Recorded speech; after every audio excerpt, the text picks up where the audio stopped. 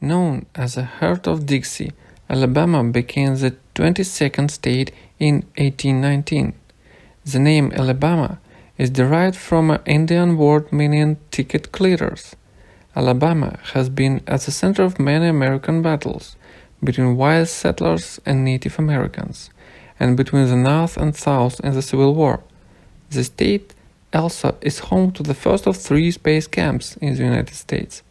These camps let kids experience what it would be like to be in outer space. The capital is Montgomery, and state flower is the Camellia.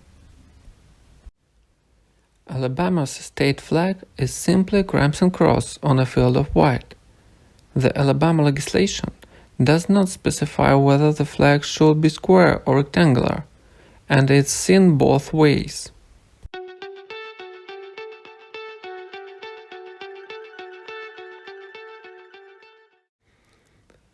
Have you ever heard some good, old-fashioned fiddle music?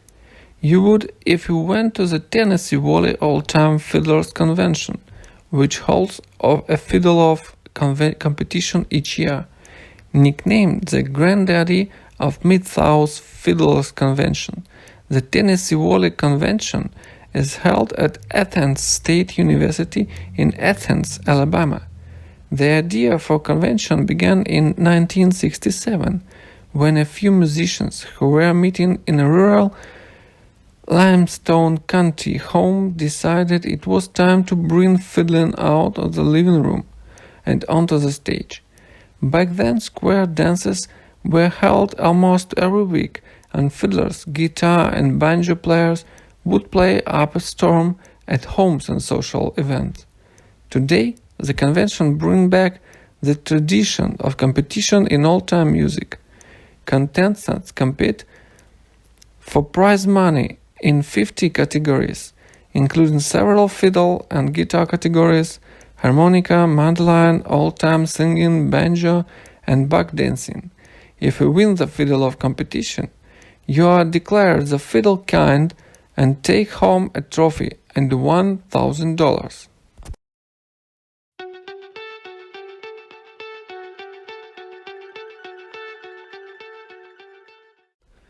Congress has designated only one college campus in the country as a National Historic Site, Tuskegee.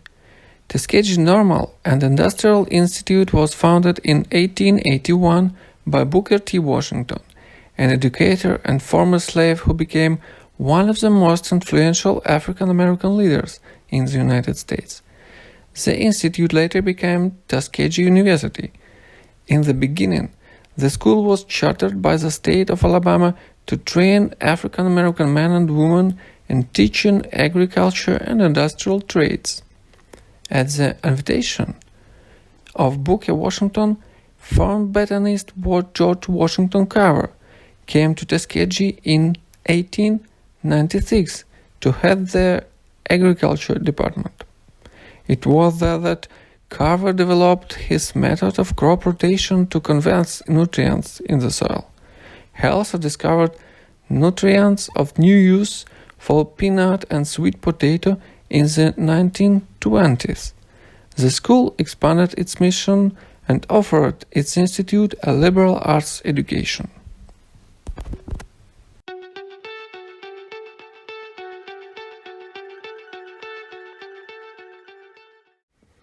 Each May, in the courtroom and on the lofts of the old Monroe County Courthouse, actors put on a production of the Pulitzer Prize winner novel To Kill a Mockingbird.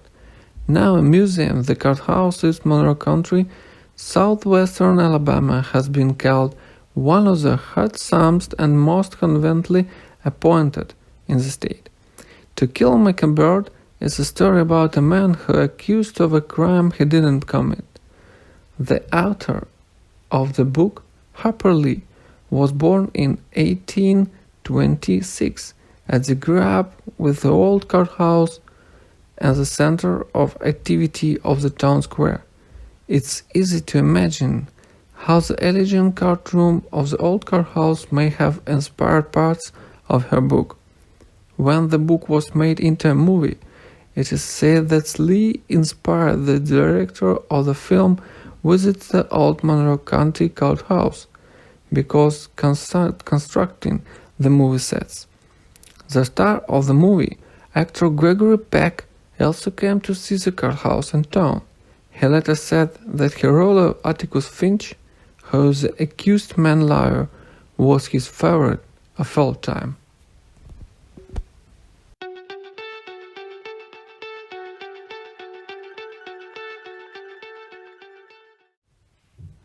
Would you like to go spelunking? Do you know what it is?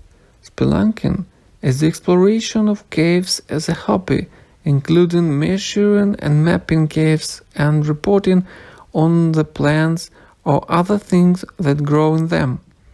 The DeSoto Caverns in north central Alabama are a great place to go spelunking. They have one of the most awe-inspiring collections of stalagmites and stalactites found in the United States. A stalagmite is a cone-shaped mineral deposit that forms upward. A stalactite forms downward. The caves have a long history. The earliest inhabitant was archaic man, a cave dweller who lived on small game, fish and nuts. During the 15th, it was explored by the Spanish.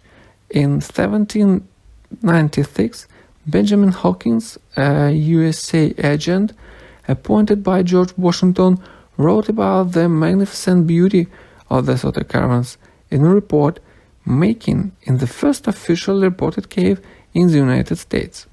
During the Civil War, the DeSoto Caverns became a site for mining saltpeter and used to making gunpowder for the Confederate Army.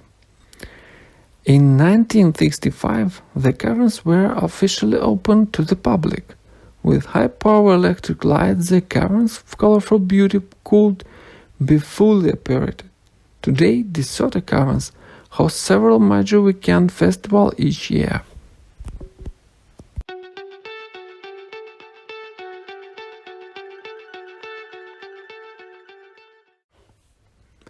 Art means different things to different people. For Sam the Dot Man, art is all about, you guessed it, dots. If you go to Northport, Alabama in October, you can catch the Kentuck Festival of the Art. This two-day event features 300 nationally known artists and craftspeople who showing and selling their works. When it began, the festival includes mainly local artisans, some of whom gave demonstrations such as a woman who showed how to make thread out of cotton on a spinning wheel. Today, some of these local artists include Sam the Dotman McMillan in his colorful clothes and hat, and Charlie the Tin Man Lucas, who makes sculpture from wire and other people's trash. There's also Jerry Brown, who continues as an unbroken tradition of southern stoneware pottery that has been in the family for 9 generations. A petting zoo of a musician instrument from the Tuscaloosa Symphony provides other entertainment for kids, while everyone admires the artwork of sculptors, painters, and artisans. Children can participate of hand-on craft projects such as squishing clay between their fingers, or making paper hats or tie-dye garments.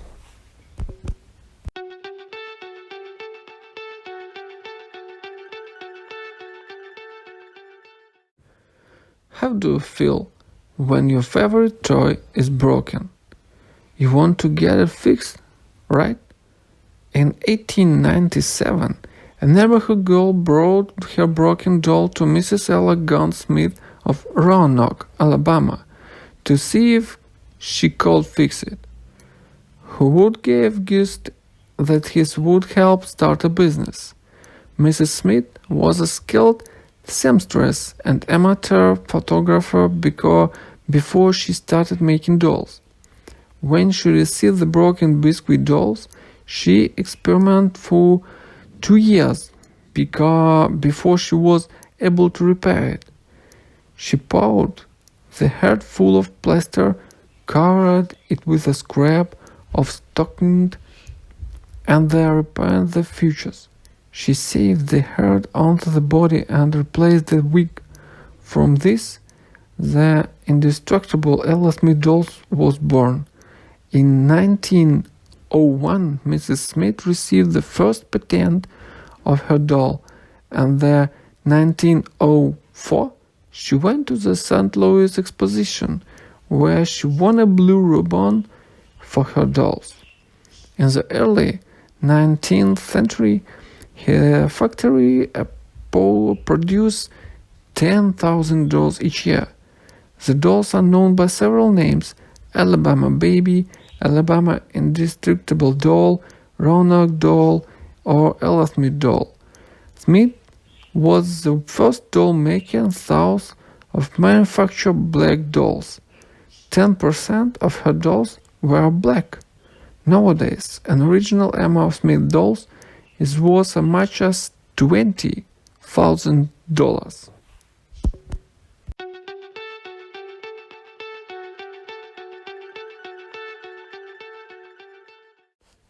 You might think a superhero is a man of steel, but do you know a man of iron? Have you ever heard of Vulcan? Taller than a 5-story building, he is a 56-foot cast iron statue of the Roman god of fire. Vulcan was sculptured in 1904 for an exhibit at the St. Louis World's Fair. The Commercial Club of Birmingham, Alabama, commissioned for the statue of symbolize the state leadership in the production of iron. Not only is Vulcan the largest cast iron statue in the world, but it's also the second largest statue in America. Only the Statue of Liberty, made of copper and steel, is bigger.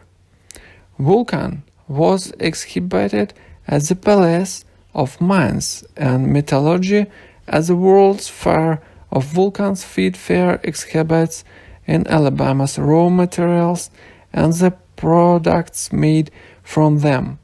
In his right hand he held a spear point, while his left hand gripped a hammer resting on an anvil.